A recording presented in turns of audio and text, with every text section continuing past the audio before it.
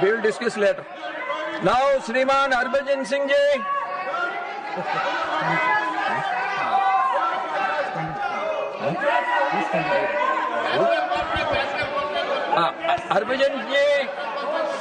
Harbhajan ji, you please start talking. You give your speech. सभापति महोदय जी, मैं आपको धन्यवाद करता हूँ।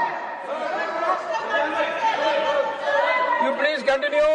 Harbhajan ji, you please continue. Otherwise, I am going to call the other speaker. No, you speak now. Sir, मैं आपको धन्यवाद करता हूं कि आपने मुझे एक ऐसे जरूरी मौके पे बोलने का मौका दिया है। आज मैं आपके सामने ये बात रखना चाहता हूं कि सोशल मीडिया पर अश्लील पोर्नोग्राफी कंटेंट पर रोक क्यों जरूरी है। ये तकनीकी या कानूनी मुद्दा नहीं है, बल्कि हमारे समाज और नैतिकता का मुद्दा है। Nothing will go on record except Harbhajan Singh ji's बहुत speech. मौके दिए हैं कि सोशल मीडिया हमें बहुत कुछ सिखाता है और बात करने के नए नए आइडियाज देता है और काम करने के नए नए आइडिया देता है। लेकिन दुख की बात यह है कि इसी प्लेटफॉर्म पर कंटेंट बहुत तेजी से फैल रहा है। आज एक बच्चा कुछ ही सेकंड उसके सोचने को खराब कर रहा है। रिसर्च से पता चलता है कि बहुत सारे बच्चे अश्लील सामग्री देखते हैं जिससे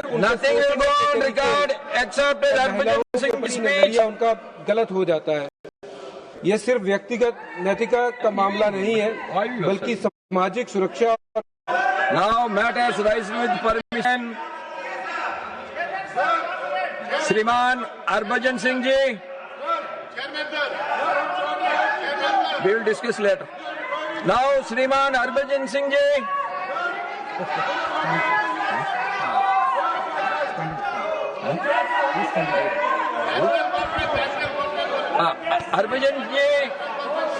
Harbhajan ji, you please start talking. You give your speech. सभापति महोदय जी, मैं आपको धन्यवाद करता हूँ। You please continue. Harbhajan ji, you please continue. Otherwise, I am going to call the other speaker. No, you speak now. Sir, मैं आपको धन्यवाद करता हूं कि आपने मुझे एक ऐसे जरूरी मौके पे बोलने का मौका दिया है।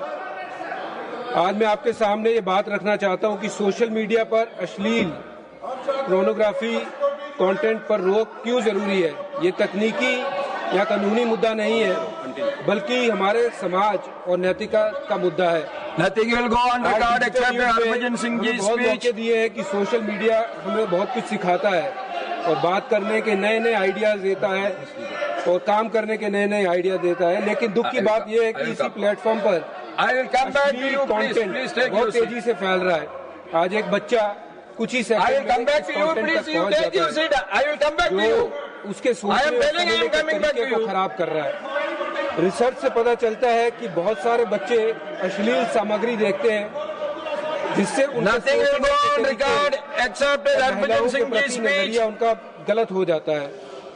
यह सिर्फ व्यक्तिगत नैतिकता का मामला नहीं है, बल्कि सामाजिक सुरक्षा और मानसिक स्वास्थ्य का भी सवाल है। माननीय सभापति महोदय जी, मैं सरल उदाहरण देना चाहता हूं कि 13-14 साल का बच्चा जो अभी जीवन के सही और गलत सीख रहा है, वो सोशल मीडिया पर लगातार अश्लील वीडियो और तस्वीरें देखता है, तो उसके मन में महिलाओं के प्रति सम्मान की भावना कैसे जाग सकती है। ऐसे कंटेंट से बच्चे को, महिलाओं को सिर्फ एक वस्तु की तरह वो देखने लग जाता है, जो समाज में अपराध और उत्पीड़न बढ़ा रहा है। दुनिया के कई देशों ने इस खतरे को समझा है और कदम उठाए हैं। फ्रांस में कानून बनाकर अश्लील वेबसाइट पर सख्त आयु जांच अनिवार्य कर दी है। नियम न मानने वाली साइट को ब्लॉक करने का अधिकार रेगुलेटर्स को दिया गया है। यूनाइटेड किंगडम ने ऑनलाइन सुरक्षा कानून के तहत पॉर्न वेबसाइट पर पहचान और उम्र की पुष्टि की मांग की है। ऑस्ट्रेलिया में भी बच्चों की सुरक्षा के लिए ऑनलाइन अश्लील सामग्री पर कड़ी जांच और भारी जुर्माने का प्रावधान है। इन उदाहरणों से साफ जाहिर है कि दुनिया के विकसित देश इस सारी चीज को मान रहे हैं कि ये कितना खतरनाक है आने वाली समाज के लिए और अपने आने वाली पीढ़ी के लिए।